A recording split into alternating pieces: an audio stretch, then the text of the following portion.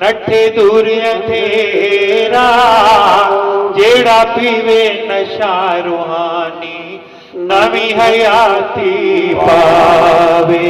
हाँ, जेड़ा पीवे नशा रूहानी नवी हयाती पावे कि जिस इंसान को आत्म बोध हो जाता है उसकी जिंदगी नहीं हो जाती, क्योंकि मन से निकल गया ना। जिस इंसान को आत्म बोध हो जाए वो अपने मन से बाहर चला जाएगा और एक नई जिंदगी मिलेगी जिसमें प्रेम होगा, जिसमें करुणा होगी, जिसमें सेवा होगी। तो कैसी जिंदगी चाहिए हमें, या आपको डिसाइड करना? मुझे सिर्फ बताना है, डिसाइड आपको करना है आप कैसी जिंदगी चाहते हैं। देख कुड़े मस्ताना साकी बन के आया राही शहर तुहाडे आके टिकिया देना जोत लाई। मैं तो हर साल आता हूँ पर लेने वाला कोई नहीं, लेने वाला कोई नहीं मिलता।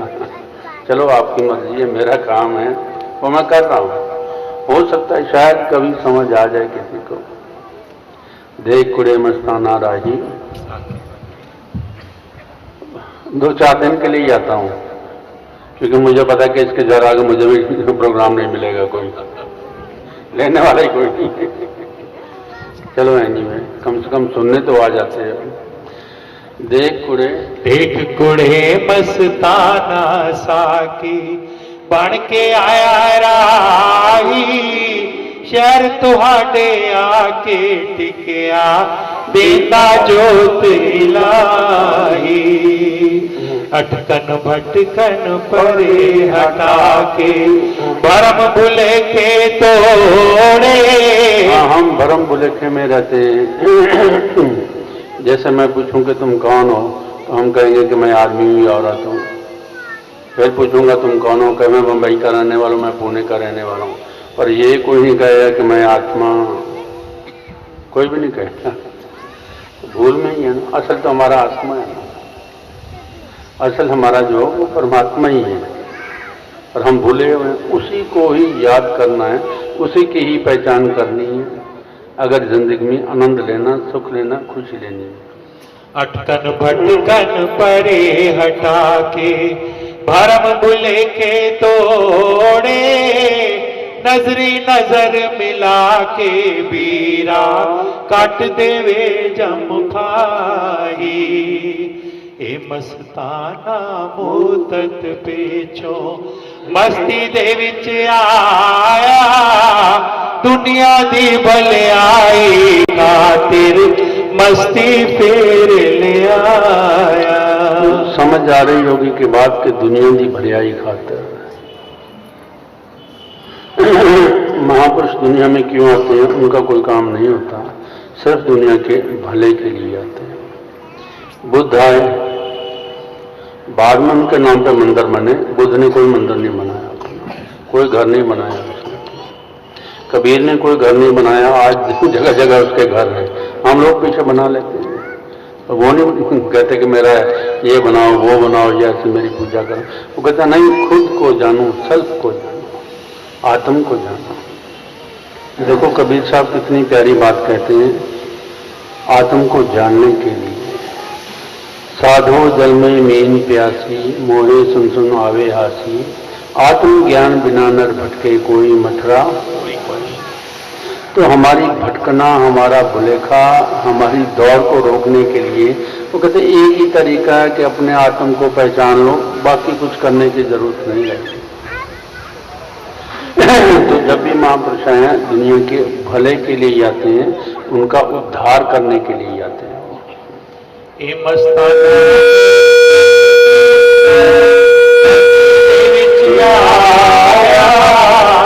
दुनिया दी भलाई खातिर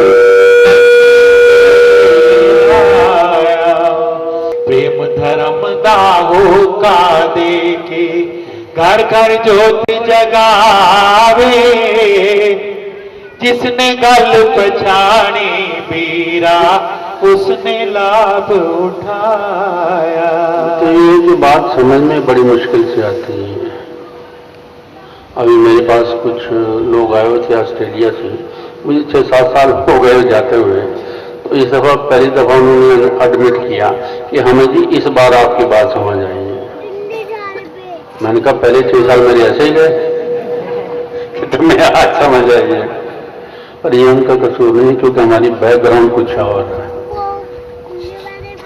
कहीं ना कहीं हम जुड़े हुए हैं, इसलिए बात इतनी आसानी से समझ नहीं आती। क्योंकि अगर हमारी कोई बैकग्राउंड की बात करें ना, जैसे हम किसी को मानते हैं उसकी बात करें, हम फट से खींचे चले जाते हैं। अगर वही बात कोई नया आदमी करे और नए ढंग से करे, हम कहते हैं नहीं नहीं ये ठीक नहीं है। क्या ठीक भी हो फिर भी उसको नकार देते कि नहीं ये ठीक नहीं है, जो पहले हम कर रहे हैं वो ठीक है। उससे पूछो रिजल्ट उसका क्या है, रिजल्ट कुछ भी नहीं होगा।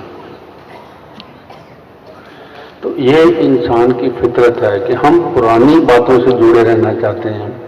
अगर हमें कोई नए तरीके से बात एक ही होगी, दूसरी नहीं होगी, कोई नए तरीके से हमें कोई आसान ढंग भी बताना चाहता हो तो हम उसे भी स्वीकार नहीं करते। प्रेम धर्म दाहो का देके घर घर ज्योत जगावे, जिसने गल पछाणी बीरा उसने लाभ उठाया। मतलब की बात को जानना बड़ा मुश्किल है, क्योंकि हम पुरानी रूढ़ियों से जुड़े हुए हैं, उनको छोड़ना कोई आसान थोड़ी है। पर जिन पर प्रभु कृपा होती है वो बात समझ भी लेते हैं कि हम क्यों दुनिया में आए हैं, और वो फिर आगे खोज करते हैं। और जब खोज करते हैं तो कहीं ना कहीं पहुंच भी जाते हैं। हाँ जी। प्रेम धर्म नो करके कट्ठे साकी स्विच दबावे, मन मंदिर दा मिटे अंधेरा ज्योति ज्योत जगावे। हाँ, तो साकी क्या करता है, मुर्शिद क्या करता है, कहता है कि raise your level of consciousness. अगर हम अपने देखने लग जाएं कि हमारी कॉन्शियसनेस कहाँ पे है, तो पहले तो 5 चीजें वही मिलेंगी, काम क्रोध लोभ मोह अहंकार। उसके बाद आगे चलिए निंदा चुगली ईर्ष्या द्वैत, यही कुछ मिलेगा। और ये सब क्या है, लोअर कॉन्शियसनेस। तो ये देखें कि हम लोअर कॉन्शियसनेस में जी रहे हैं, तो परमात्मा के पास कैसे जाएंगे। हमें वो लेवल बदलना पड़ेगा, हमें रेज करना पड़ेगा, वो लेवल ऊंचे लेवल पे जाना पड़ेगा। जब तक नहीं जाएंगे तब तक दलदल में फंसेंगे।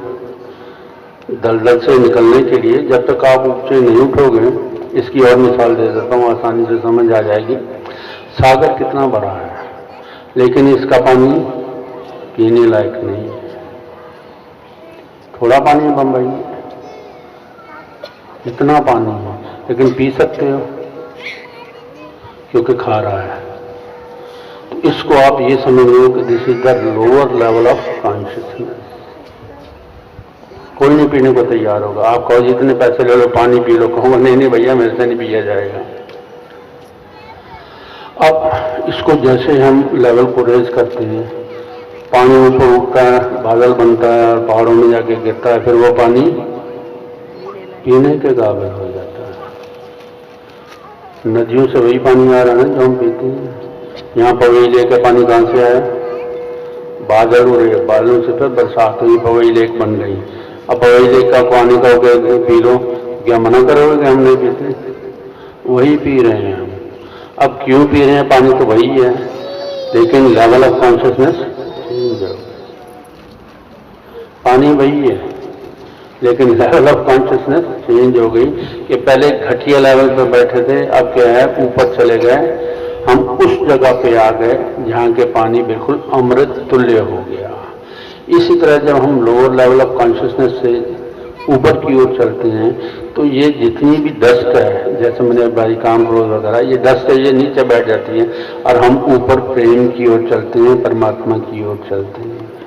तरीका है प्रेम धर्म नो कठ करके कठे साकी स्विच दबावे, मन मंदिर दा मिटे अंधेरा ज्योति ज्योत जगावे।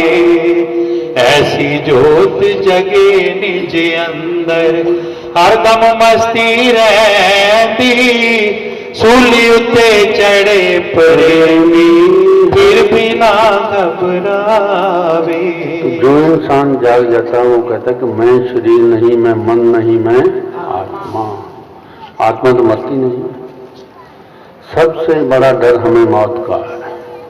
कोई भी ऐसा इंसान नहीं है जिसे मौत का डर ना हो, बल्कि एक कीड़ा भी है तो वही मौत से लड़ता है, वही बचने सर्वाइवल करने की कोशिश करता है कि मेरे को किसी तरह मौत नहीं आए।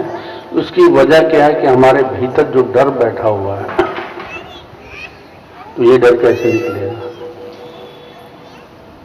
सूली उठे चढ़े प्रेमी फिर भी ना घबरावे, कि बेशक सूली भी उसके सामने आ जाए तो वो घबराएगा नहीं, क्योंकि वो पीछे अपनी आत्मा से जुड़ा हुआ है। डर कहाँ है? हमारे मन में। ये कहता मैं मर जाऊंगा, आत्मा कहती मुझे तो मरना ही नहीं है, मैं तो अमर हूं, अजर हूं, जैसे कृष्ण ने कहा। और है भी सही, इसमें कोई शक करने वाली बात नहीं। डर जितने भी हैं वो हमारे मन में हैं, आत्मा में कोई डर नहीं है, निर्भय और निर्भय है।